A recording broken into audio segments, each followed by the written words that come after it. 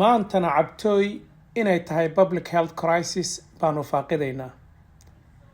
waxaad maqlaysaa cabtooy baa sidaan wax yeeshay, waxaani waxaa sameeyey cabtooy baa halkan gubtay, cabtooy baa sidaan yeeshay, ilaa aan arkay musharax madaxweyne oo maamul goboleed u taagan khudbadiisii ku soo daray inuu wax ka qabanayo cabtooy.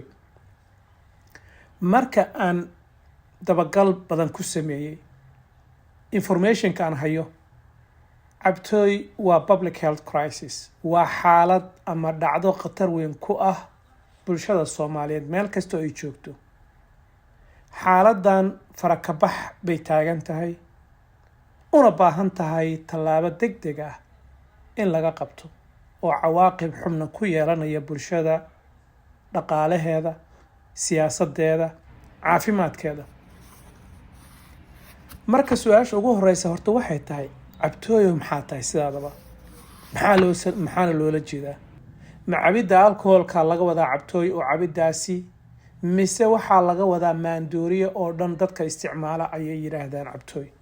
waxay tahayba, annagu maanta waxaanu ka hadlaynaa alcohol keliya, isticmaalka cabidda alcoholka iyo dhibaatada ay u leedahay bulshadeenna waa public health crisis.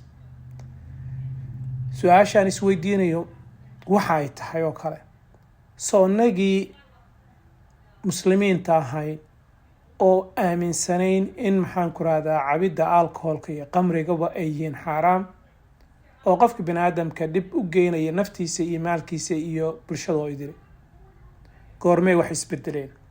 marka waa halkaasi halka public healthiga meel zero ahayd ama 1% consumption ku ahaa oo dadku ay isticmaali jireen boqolkiiba tiro aada u yar, sidee bay maanta tiro la arkayo noticeable ah, alarming rate ay ku dhacday? marka sida ay ku dhacdayba, xirfadlayaasha caafimaadka dadweynahu waa waxa ay shaqadoodaba tahay si loo celiyo oo reverse loogu sameeyo oo loo helo bulshadeenii meeshii ay taagneed ee ahayd inay tahay zero consumption. maxaa dhacay? xaggee wax iska bedeleen? waa maxaan ku rahdaa sababay in arrintan ay timaado? marka taa markaanu kasoo gudubno su-aasha Soomaaliya noo taalla bahdeenaan maxaan ku rahdaa ku takhasustay daryeelka iyo maxaan ku rahdaa fayadhowrka iyo badbaadinta ummadda, waxaan doonayaa marka hore inaan kasoo qabto iyadoo consumptionkii uu jiro oo xaaladan ay jirtaa. marka waxayna haystaa maxay yihiin? waxayna haystaa horta waa alcohol oo la isticmaalayo. si aynu wax uga fahamno qofka cabaya ama qofka raba inuu cabo mustaqbalka ama waalidka marka arrintuba ay u taalo, alcoholku oo ethyl alcohol oo waxaa keliya ay ku kala duwan yihiin magacyadan badan iyo cidda samaysay, hadday noqon lahayd beer iyo wine iyo spirit iyo waxaasoo dhan iyo magacyo badan kale leh, kambaniga sameeyey iyo wadanka laga keenay iyo cidda samaysay. marka laga soo tago, dhammaantood waxay isaga midka yihiin percentageka ku jira alcoholka. arrintuna waxay asalkeedu yahay inuu marka horeba ay tahay psychoactive substance, walax maskaxda dhaqaajiya. mar hadday arrintaasi ay tahay, waxay sameynaysaa waa acts as a depressant on the brain, maskaxdii bay fariisinaysaa ama ay hakinaysaa shaqooyin badan oo jirka maskaxdu ay qabanaysay. hadday ahaan lahayd inay hoos u dhigto qeybaha ka midka ee maskaxdu fikirka, qeybta maskaxdu ay decision making ku sameyn lahayd, qeybta maskaxdu ay thinkingka, qeybta maskaxdu ay balancingka, qeybahaasoo dhan bay saameyn ku leedahay, taasoo qofka marka uu cabo ka muuqanaysa. waxaase lagu kala duwan yahay da-da qofka uu ku cabayo, nin iyo naag qofka uu yahay ee genderka, iyo waxaa kaloo iyana dooska qofka uu qaadanayo.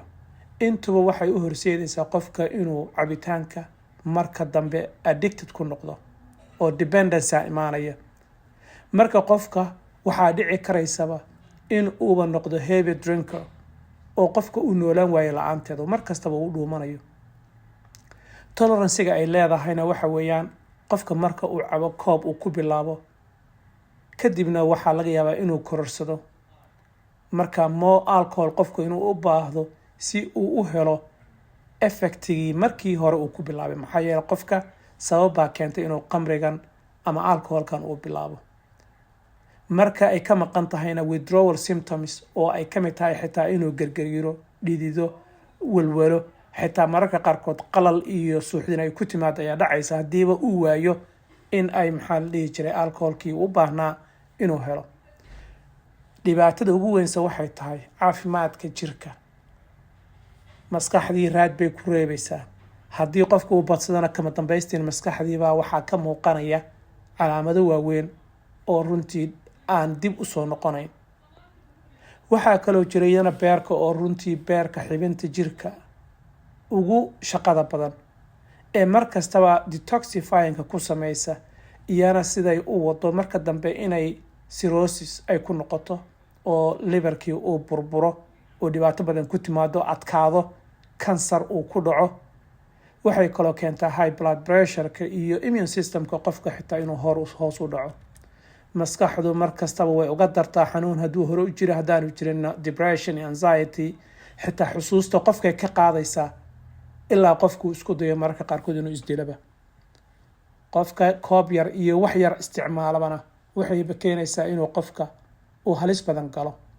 haddii gaari u wadana waxay keenaysaa qofkaasi inuu car accident, inuu xitaa derbiye ka dhaco, inuu maxaan ku rahdaa isaga isdildila, ama haddii uu hub haystana oo qoryaha dadka qaata ama dadka maxaan ku rahdaa bistooladaha ama maxaan ku rahdaa haystaba wax lagu dili karo ama lagu dhaawici karo. sidaasay markaa dhibaatooyin badan ku keenaysaa.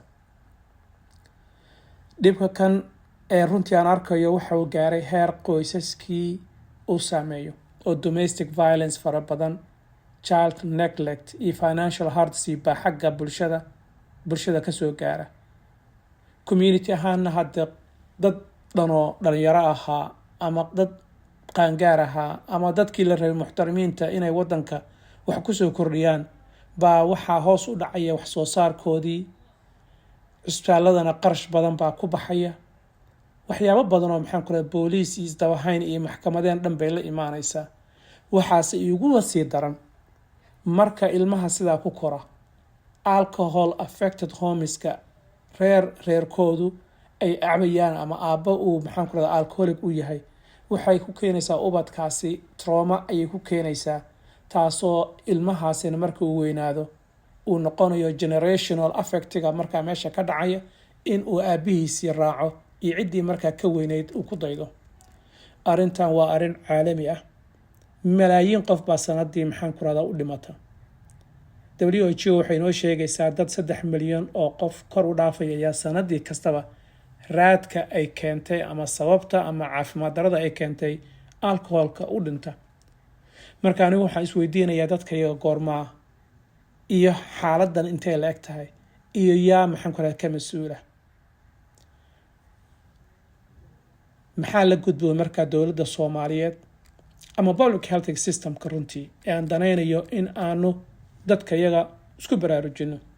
prevention waa meesha ugu horeysa. ila doonayo marka hore in dadkayna la wacyigeliyo siiba dhalinyarada dhibaatada ay leedahay alcoholka.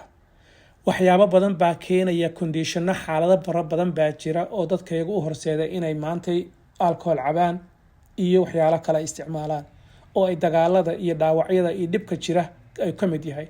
waxaasoo dhan public healthigu ma fiirinayo keliya one maxaa kale condition, waxa uu fiirinaya overall waxa dhan ee bulshada marka ay ku nooshahay meel kasta uu kasoo gelayo. taasi waa preventionka nalooga baahan yahay inaanu sameyno. treatmentiga isagana oo secondary preventionka ah, dadkan already xanuunsanaya ee overdoseka ee alcoholka ama misuse ama disorderka uu hayo, waxaa loo baahanaya iyagana addiction treatment loo baahanaya iyo counseling services fara badan dadka inay helaan. community support, waalidkii, hooyadii, aabihii, ciddii markaa ilmahan dhashay ama waalidkii ama odaygii xaaskii uu qabay, hadday cid kastaba arrintan ay saameysay, waxaa loo baahan yahay in loo sameeyo meel safe ah oo alcohol free spaces ah oo dadka iyaga ay kusoo kabtaan baa loo baahan yahay. diintu markastaba lagama maarmo. culamaa u diinka, dadka ahlu diinka ah mar kastaba inay la shaqeeyaan, maxaa yeelay iyagu hadday ka imaanayaan angalka diinta waxaa loo baahanya inay la shaqeeyaan nidaamka caafimadeed oo si bulshada loo badbaadiyo. waxaysan hurayn policy regulation, aysan hurayn in shuruuc loo dejiyo iibka, ka ganacsiga, xayeysiinta iyo xitaa qof cabsana inuu gaari kaxeeya. shuruuc baa ka taala caalamka. sidee lagu ogaanayaa? testing baa jira, qofka waxyaalo badan oo lagu sameyn karo. breath testing baa jira, waxaa jira lab testing baa jira. qofkii lagu arko inuu xadkiisu intaa gaaraya in la ganaaxi karo, waxyaabo badan oo lagu sameyn karo.